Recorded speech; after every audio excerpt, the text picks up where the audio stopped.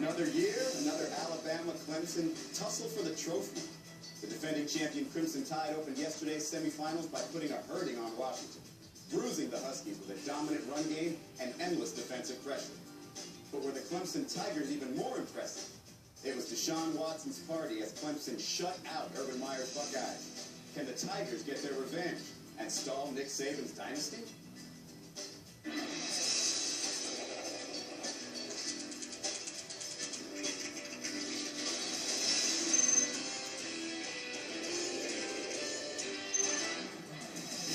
The Sports Reporters is presented by Liberty Mutual Insurance.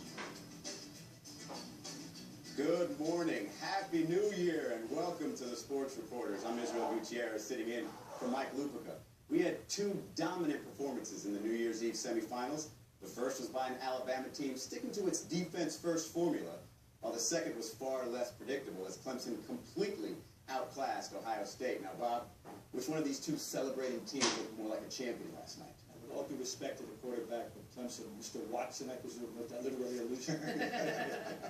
I expect to be seeing Coach Saban flashing that Mona Lisa grin ever so briefly next Monday night when they hand him the trophy. You know, I mean, the thing that strikes me is Alabama looked like they were playing a whole other league. You know, I mean, the talent wave after wave. I'm not just saying that Washington looked like a high school team, but they made them look like maybe just an average, normal, kind of mediocre team. And I'm not trying to disrespect them, but the talent level is just at a whole other level. Well, at least Washington got a touchdown and started off the score. And at least you had that. Right. I mean, the thing is, it's hard to know whether Alabama and Clemson were so dominant because of what they were doing or because of the relative strength against the other program. And I think that's what's going to make a final so interesting between these two games. I have a feeling Clemson isn't going to be able to blank Alabama the way they did Ohio State. It's 2 years in a row they've separated themselves. After all the endless discussion we had from, the late August when the college football kicks off until they finally made the decision, this committee, who the four should be, and now suddenly we've got 1 and 2 and then a drop. The amazing thing about Alabama is a lot of people talk about, you can win without a stellar quarterback. Well, Jalen Hurts is a very, very good freshman quarterback, but they still do it with a dominant defense, especially that front line, and a running game, kind of an old-school approach, but it works so well for me. No, this is great. I mean, he's got a great formula. But although this year they've become a lot looser, not safer, but the offense has become a lot looser. But you're absolutely right. The defense is just monstrous. I remember last year they had almost 2 different teams of defensive players.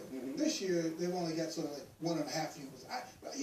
I look at it, I said, where do they get these kids from? I mean, just year after year after year, where do they get them from? Especially those running backs, Jane. When you talk about Bo Scarborough with 180 yards, doing more than any other Alabama running back had done in the bowl game, 2 touchdowns. They seem to just pour one out, one after the other, and they seem unstoppable, every single one. Well, I think it has to do so much with coaching. And that's why, when you watch these games on TV, you see the coach cam, right? Like, because that's where so much of the focus is. Yeah. And it's worth noting that Dabo Swinney, according to Darren Rovell, got $600,000 bonus last night for that win, which, I think it just goes to show you now have a real college playoff.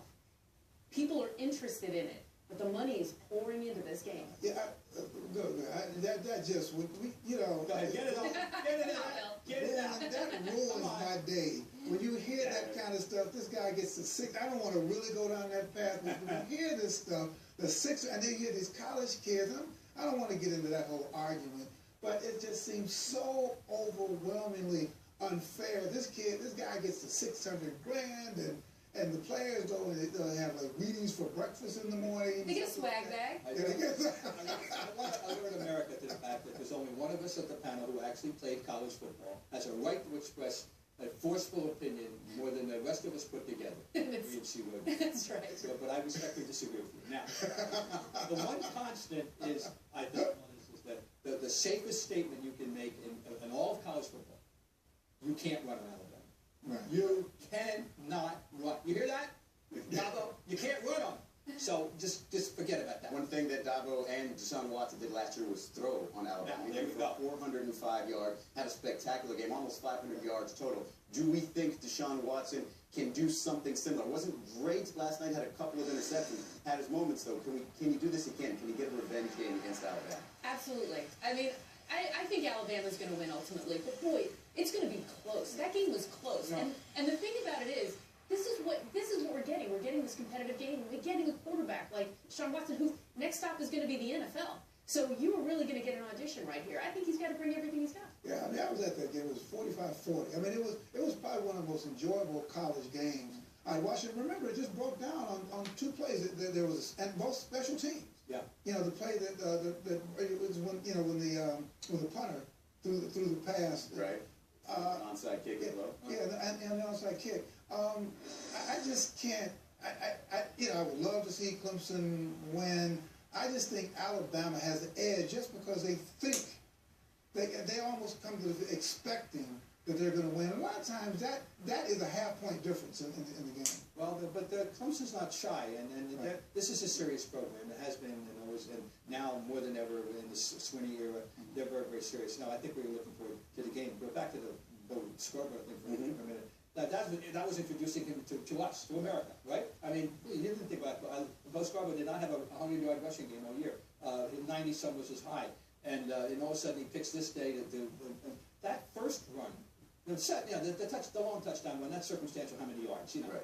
All right, fine. But that first run was a man's run. That he was stopped at the 10, he was stopped at the 5, he was stopped at the 2, But he wasn't stopped at all. And then he wasn't stopped at all. Now we know, but now we know that 45-40 game last year was spectacular. It was a lot of fun. This year you have two dominant performances in the semifinals. Seems like it's the top two teams in the country. So, Jane, I mean, is this 4-team playoff thing kind of really working? It seems like it has been. Yes, it has been, and it's a nice start because you need to expand it, right? You can't have a team like Michigan get crushed by FSU and then sit there and say, well, we should have been in the 4-game playoff. Look, prove that on the field. I don't like these after the fact, you lose it. Maybe Michigan would have played harder if it had, been for all the marbles. You never know. But give the expanded field a chance to really prove it. I think there's too much money. It's too good. It's too exciting for the fans. You got to expand. Well, that's to your point. That's why it's going to expand, not because of logic. The money.